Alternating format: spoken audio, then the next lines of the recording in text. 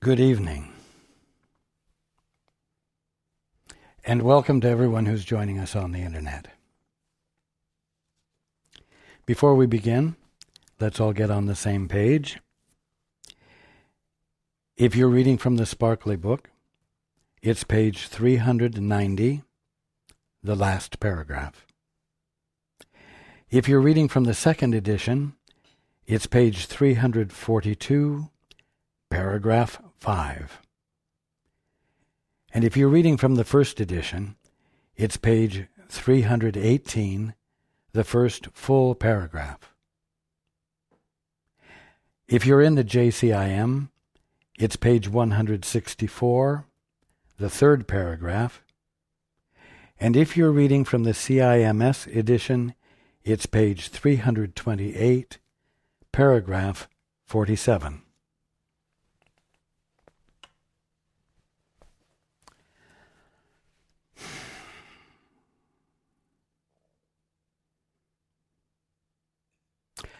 Now, what's the fastest way to lose your joy? Actually, what's the only way to lose your joy? It's simple. Enter into a special relationship. Now, we've been talking for quite a long time about special relationships. But to express a definition of it simply, it is a relationship in which the participants are unconscious of who they are. Participants who have forgotten that they are the sons and daughters of God, who have forgotten that their very being and everything about them is divine. And they think they are who they've been taught they are. The body they appear to be, the organism in a scheme of things on a planet.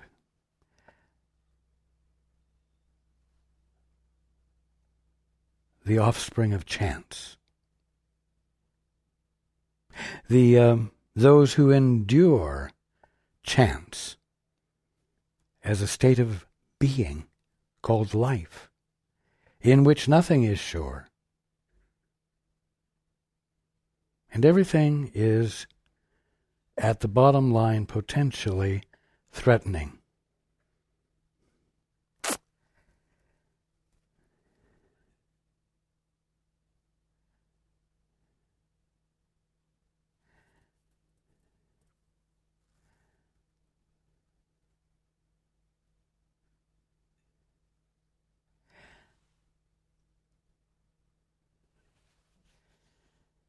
I'm going to go into the book. To everyone, heaven is completion. There can be no disagreement on this, because both the ego and the Holy Spirit accept it. Both the ego and the Holy Spirit accept it. The Holy Spirit is your divinity, your real self, held in trust while you dally with the ego. So, when it says here, both the ego and the Holy Spirit accept it, in other words, that heaven is completion, it means both who you think you are and what you truly are, accept it. The ego you claim to be, you so proudly claim to be, and the Holy Spirit that you deny you are, but who you really are, both agree that heaven is completion. So when you read these words, the ego and the Holy Spirit, don't think they're two separate things, somehow unrelated to each other. They are two different identifiers of you. They identify you experiencing things from two different perspectives. That's all. That's the simplicity of it. Don't lose it. They are, however, the ego and the Holy Spirit, in complete disagreement on what completion is and how it is accomplished. The Holy Spirit knows that which is nothing more than your right mind. The Holy Spirit knows that completion lies first in union, and then in the extension of union. And that's what we've been discussing relative to the two-step, where before acting on your own, you hesitate. You catch your breath and hold it for a moment. You stop in your tracks. And instead of assuming that you know what a thing is or what is really happening, you say, Father, what is the truth here? Or you say, Holy Spirit, what is the truth here? That amounts to you, the ego you think you are, stopping dead in its tracks. And that which is real of you within the context of the ego, reaching outside of its confines, outside of its limits, to your Father and saying, what is the truth here? Or to your divine being and saying, what is the truth here? And inviting, for lack of better words, the larger picture into the smaller picture that you've been entertaining and employing, and thereby allowing it to expand. The Holy Spirit knows that completion lies first in union, and then in the extension of union. The first part of the two-step is the invitation of union. Wanting to know what the truth is here. What is the truth about my fellow man? Or this situation, or that thing. And then listening and letting yourself be infilled. And then, upon the infilling, upon the inspiration, finding yourself automatically embracing that thing, or that one, or that circumstance, with the new perspective, extending the union, you see?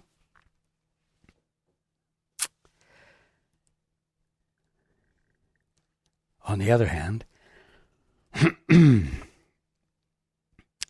to the ego, completion lies in triumph and in the extension of the victory, even to the final triumph over God. Rather dramatic words there. To the ego, completion lies in triumph. Okay. We can get quite grandiose and complicated. But once again, all of this is really very simple.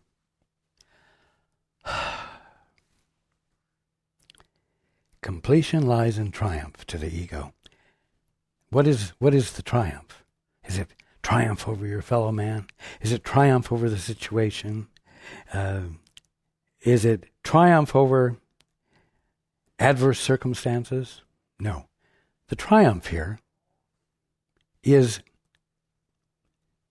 the false sense of independence that arises after one says, Father, I want to see things my own way. Father, I want to define things my own way. Father, I want a divorce from you, from your perspective. That act is all the triumph that can possibly be mustered up by any intent whatsoever, embraced by anything whatsoever in all of God's creation. And it can't actually be accomplished. But one of the sons of God said, I'd rather do it my way. I would like to experiment with being the authorizer, with expressing the authority that makes things happen. After all, I am the Son of God. I have the capacity. And we've talked about this before. This is nothing new. So to the ego, completion lies in triumph. In other words, in arriving at a point where that son of God or daughter of God who wants a divorce is able to convince himself or herself that such a divorce has occurred and that this son or daughter of God is now on his or her own. That's the triumph. And as we've said, immediately fear and guilt come into play, which is really the sanity of one's being, one's divine being, saying, you are attempting to do the impossible, you are attempting to do the impossible, you are attempting to do the impossible, come back home right now, come back home right now. Don't waste your time attempting to do the impossible. Don't waste your time attempting to do the impossible. And this monotonous message irritates and causes unease. And it's called guilt and it's called fear. But what happens? That guilt and fear become the engine that drives this son or daughter of God who's attempting to be on his or her own to try even harder to establish the independence so that even the fear and the guilt disappear. And peace is experienced and actual autonomy is achieved. To the ego, completion lies in triumph and in the extension of the victory, in quotes, even to the final triumph over God. In other words, even to the point where the divorce is complete and peace has been established and that independent son or daughter of God is perfect, perfectly independent, happily independent. The fear and guilt, misconstrued, misused, serve to drive the insanity even deeper, so that one tries even harder to get away from home instead of accepting the message of guilt and fear that says, stop doing what you can't do. You're not going to be able to be comfortable while you're trying to do what you can't do. Come on home. Come back into your peace that's already yours. Be who you really are, so you can be real with each other.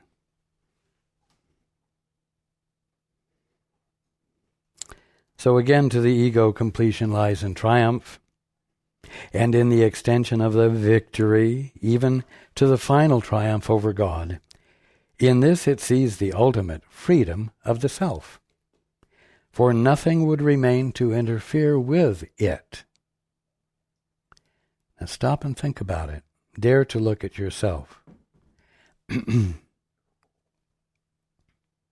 Dare to look at how much of your time is spent trying to achieve the freedom of the self, your total freedom.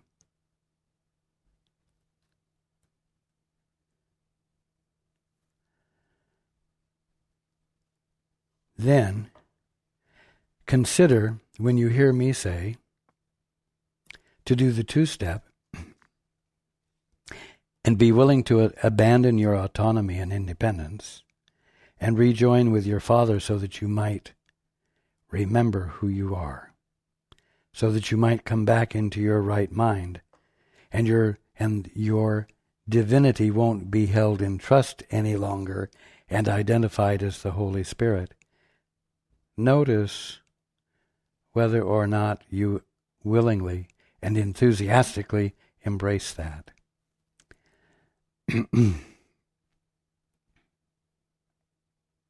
You don't.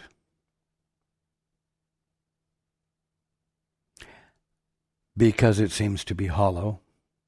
It seems to be empty of the vitality of existence that it's your birthright to be experiencing. Ultimate freedom of the self. It sees the ultimate freedom of the self, for nothing would remain to interfere with it. This is its idea of heaven. This is the ego's idea of heaven. To be absolutely, successfully independent, perfectly at peace, free of guilt and fear. That is its idea of heaven.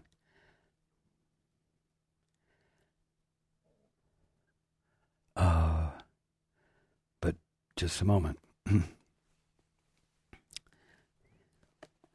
When, as we've said before, when the son or daughter of God said, "I'd rather see it my way. I want a divorce," he became fatherless and motherless. He became an orphan, in so many words, and experienced himself as such.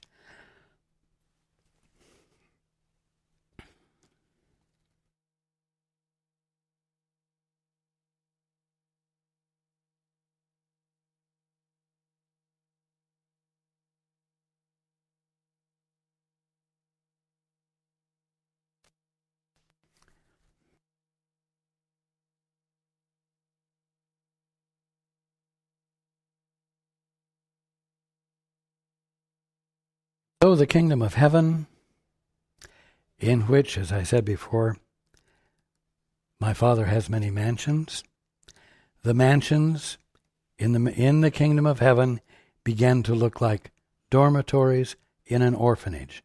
And I'm using that example on purpose because I want everyone to understand that the kingdom of heaven is not somewhere else other than where you are right now.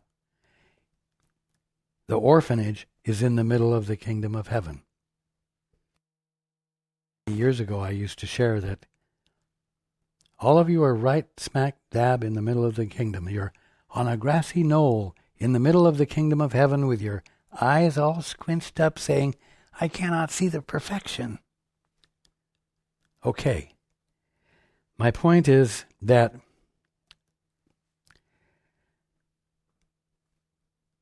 those who have come to believe that they have total independent existence, separate and apart from anything divine, and that they are just the manifestation of physical processes, they are experiencing this and believing this in the middle of the kingdom of heaven, and they are experiencing it as the son or daughter of God who's unconscious of who he or she is. So, those in the orphanage might say they're going to create a heavenly experience, one of harmony and peace and guiltlessness, through the assertion of their independence more and more effectively. And yet, it's just going to be another interpretation of the orphanage. It's not going to be a direct experience of heaven. So, the ego creates its idea of heaven. It's already experiencing misery because, having separated itself from God, it's experiencing guilt and fear constantly, and constantly driven to overcome the guilt and fear as its life work.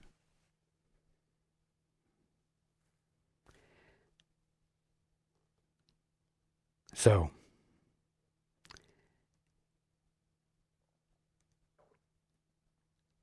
the final triumph over God is what the ego sees as the ultimate freedom of the self, for nothing would remain to interfere with it. This is its idea of heaven.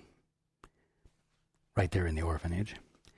From this it follows that union, actual reconciliation with one's father, in which one's conscious awareness of his birthright returns to him,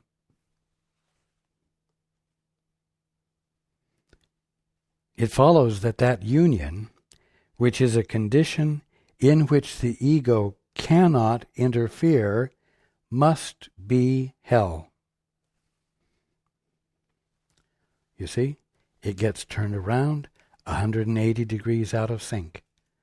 And that's why there isn't a mad rush to do the two-step, to abandon one's independence, and to yield into the Father's will with a desire to experience it, and an innocence that lets it in. And that's because the conditioning of your current frame of reference sees heaven in its actuality to not be that desirable, and ultimately hell. You've all heard, who wants to sit on a cloud strumming on a harp for eternity? Well, no one does. But you see the characterization that's applied to the idea of heaven? Nevertheless,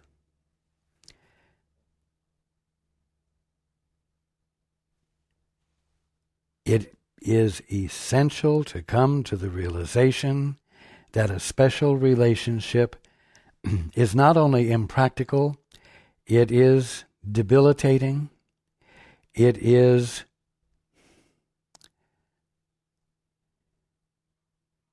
destructive to your capacity to come back into your right mind.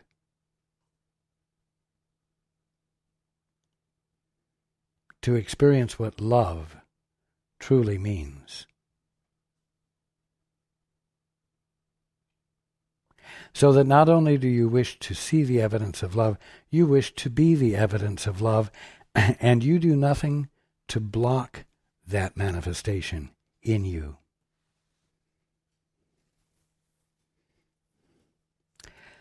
The special relationship is a strange and unnatural ego device. It was created right there in the orphanage, nowhere else. It's a strange and unnatural ego device for joining hell and heaven.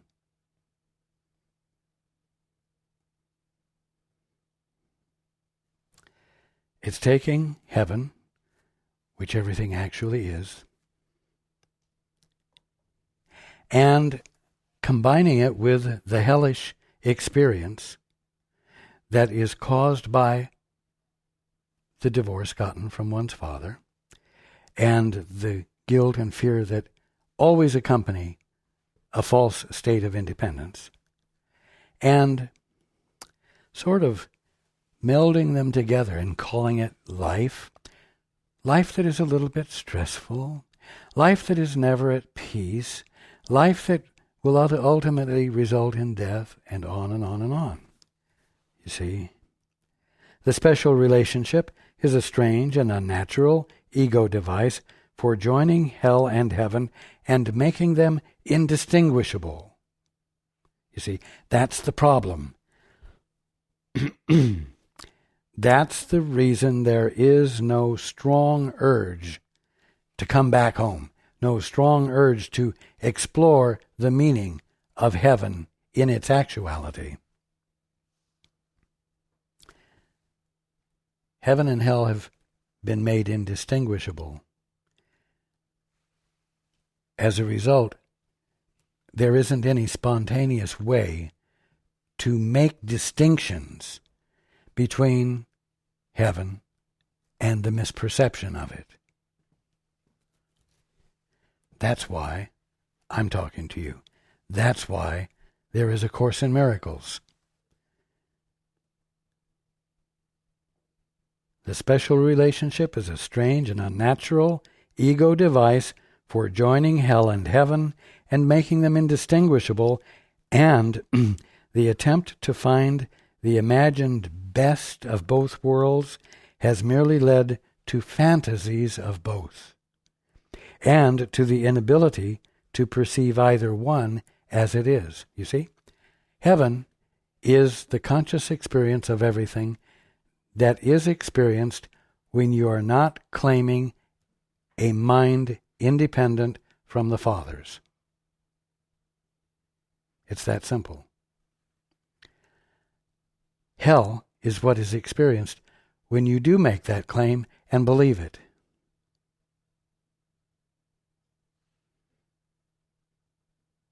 Doesn't change the fact that it's all heaven.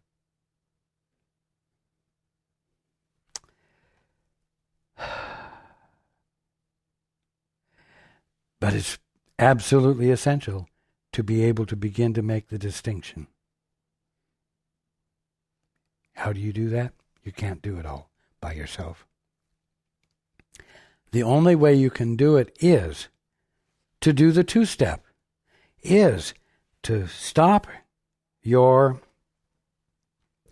confident, authoritative thought processes and say to yourself, on the chance that maybe there's more to things than what I'm seeing and what I'm believing, I'm going to reach outside of my rational thought processes, and I'm going to ask something beyond them. In case there is something beyond them, what is the truth here? I guess you could say, I'm going to say a prayer, because I'm going to reach outside of my current sense of my capacity and capabilities. And then I'm going to genuinely listen. I am really going to let there be the time and the conditions for an answer to register with me.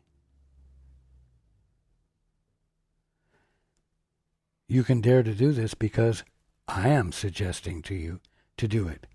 I am providing a way to make a distinction, because I know of the distinction, and I experience the distinction. And as your elder brother, I'm here to share it with you, so that you might practice that which uncovers the distinction, so that you may make a choice, and no longer experience heaven as hell, or as a state of existence in which heaven and hell are so blended in a somewhat tolerable way that you're willing to live your life without reaching beyond it or challenging it or calling its bluff.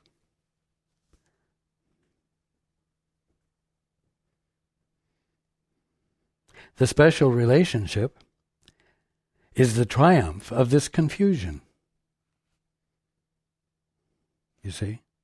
The special relationship is actually all of the relationships going on in the orphanage, which is another way of saying it's all of the relationships going on in the middle of the kingdom of heaven, where a group of the sons and daughters of God are believing a very highly stylized and partial definition of the kingdom of heaven, and believing that their stylized definition is the totality of it, when it's not.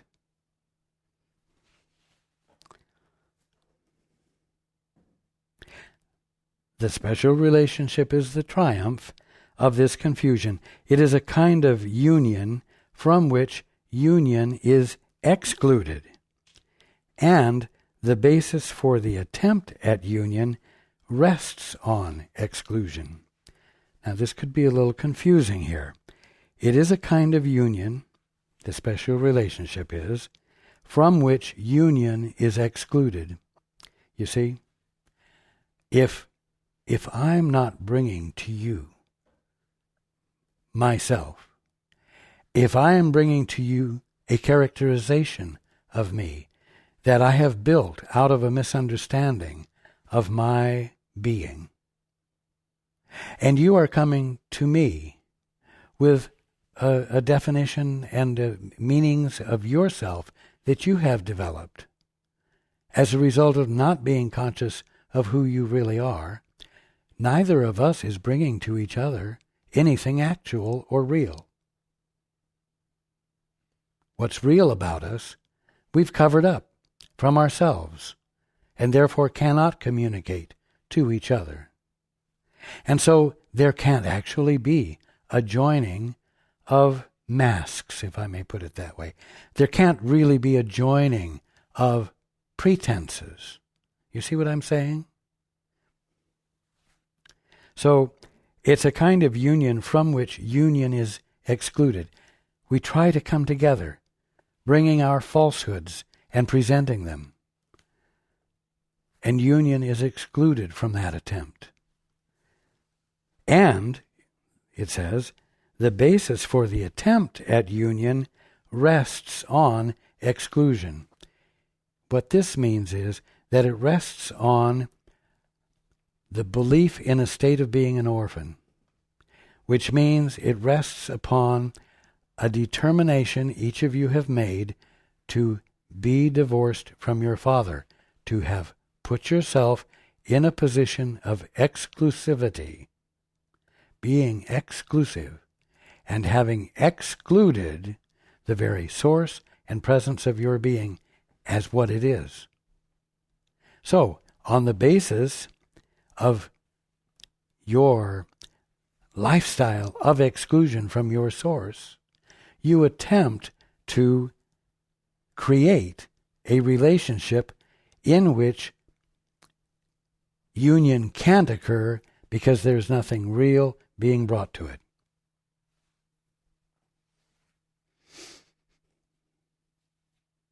Be with that. What better example could there be of the ego's maxim? Seek, but do not find.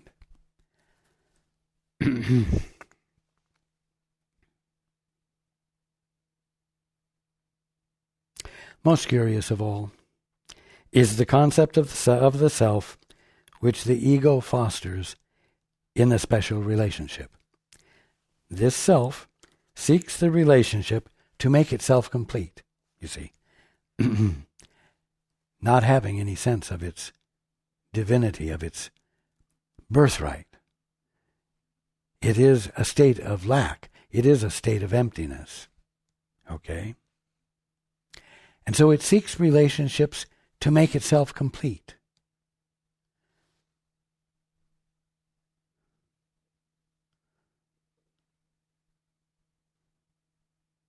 I'm looking for my other half. I'm looking for my soulmate. I'm looking for that one who completes me. It's a common thought, not really strange to anyone. It's all pervasive. But the hunger will disappear the moment one stops maintaining and reasserting his or her orphanhood and says, Father, what's the truth about me? Father, tell me about us. Tell me about who we are together. You see? But no, most curious of all is the concept of the self which the ego fosters in the special relationship. This self, in quotes, seeks the relationship to make itself complete. Yet, when it finds the special relationship in which it thinks it can accomplish this, it gives itself away and tries to trade itself for the self of another. What does this mean? It means that when one finds another who sees him or her in a better light, let's put it this way. If I meet someone who has a better sense of me than I have of myself, I will glom on to that. I will try to capitalize on that because it makes me better than I think I am. And so I will borrow or take that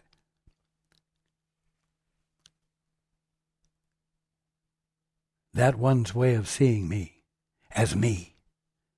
And I will embody it, you see.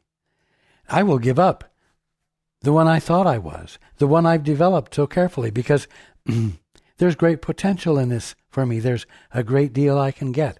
And I'm thinking here in terms of life partners and so on, or even employers.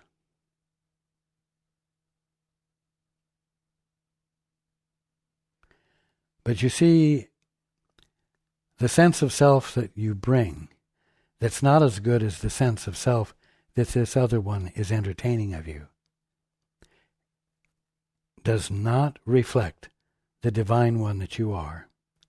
And unless this other one with a better concept of you is looking at you through God's eyes, his or her concept is not any better than yours, because it's still based upon the orphanhood mentality.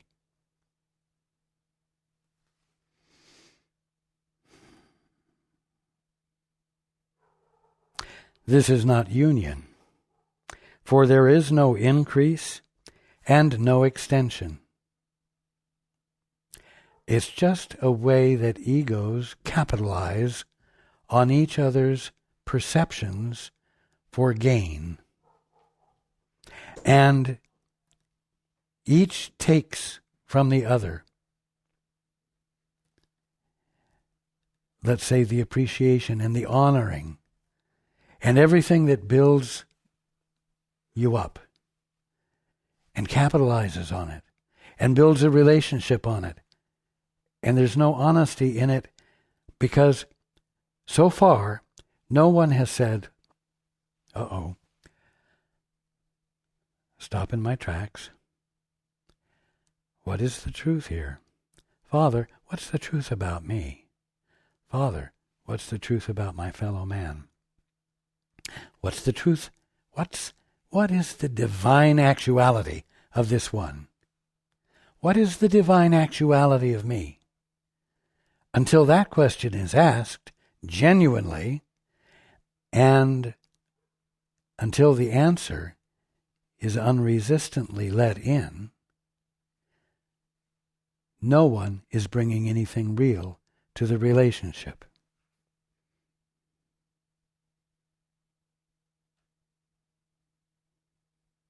This is not union again. For there is no increase and no extension. Each partner tries to sacrifice the self he does not want for one he thinks he would prefer. It's like being a chameleon, and you put on a different face with a different person depending upon what you can capitalize on to get yourself ahead in that involvement, in that relationship, you see? Each partner tries to sacrifice the self he does not want for one he thinks he would prefer, and he feels guilty for the sin of taking and of giving nothing of value in return. For how much value can he place upon a self that he would give away to get a better one? Now,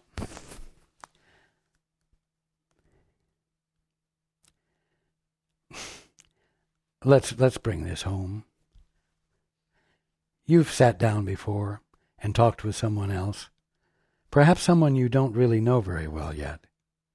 And in the course of the conversation, you presented yourself, you see. You did a presentation of you. And you bounced off of this other one, and you utilized the things that could be utilized to your benefit. And you utilized the things that you knew he or she would experience as being of benefit to him or her. And you did this dance. It's almost like a dance of pre-programmed moves, not one of which was genuine. And if you weren't careful and things got a little enthusiastic, you might find yourself going over the edge, so to speak, and actually making a fool out of yourself when you thought you were being really cool. And what happened was that you went over the edge and exposed the fact that everything, even what happened before you went over the edge, was not honest, was a presentation. Not really you. Now,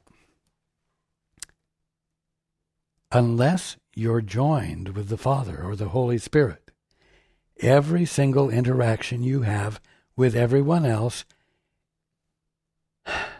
is that kind of ingenuine, unawakened relationship that constitutes a special relationship.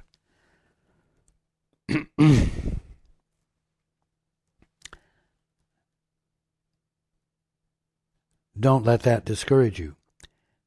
That's not bad news.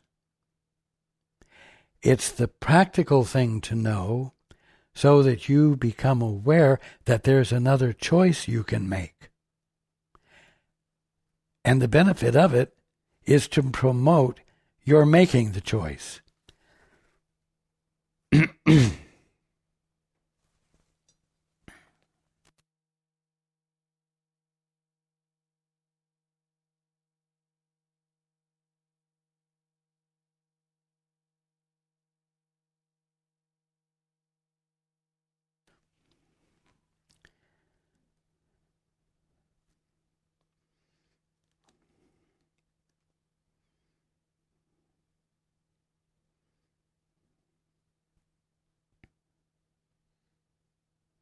Now,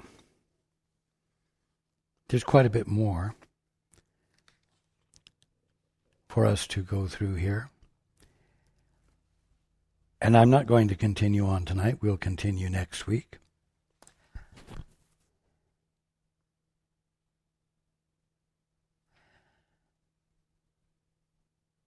I am hoping that it's becoming clear that there is a way for you to be real, and there is a you that is real, and it's your birthright to be experiencing it. And the best way for you to experience it is to wish or to desire in your moment of hesitation instead of plowing ahead with your confidences.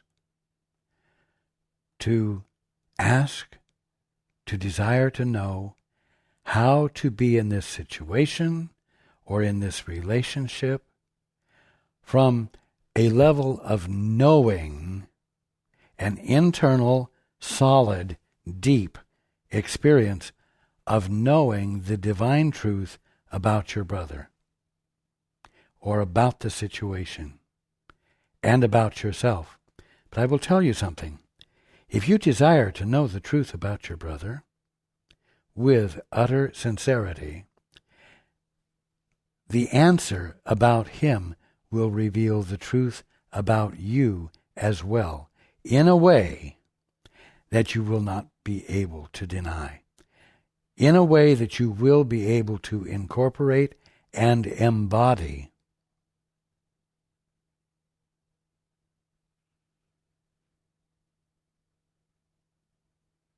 You're not here to participate in special relationships. You're not here, in other words, to relate to your brothers and sisters without you or your brothers and sisters knowing who you really are.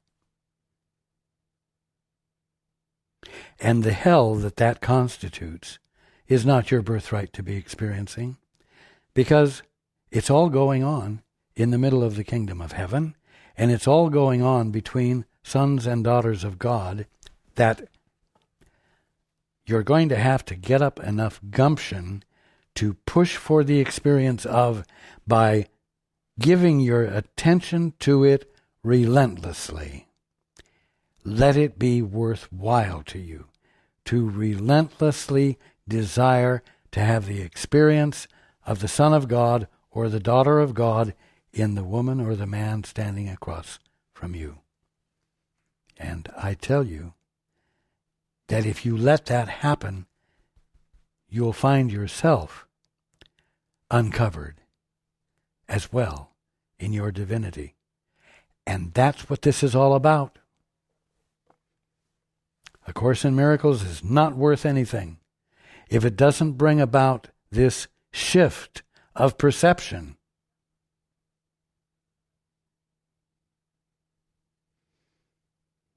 Now, I encourage you to go ahead and read to the end of this section between now and next week. Contemplate it. Contemplate it in light of what we've talked about tonight.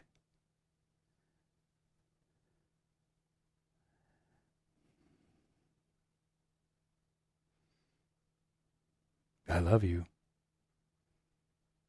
I will be with you. I will be encouraging you to contemplate these things. I will encourage you to be innocent enough, to be defenseless enough to let the truth in. Not ideas of truth, not strings of words that you can blab, but an actual experience that changes you and contributes to your brother's healing. I look forward to being with you next week.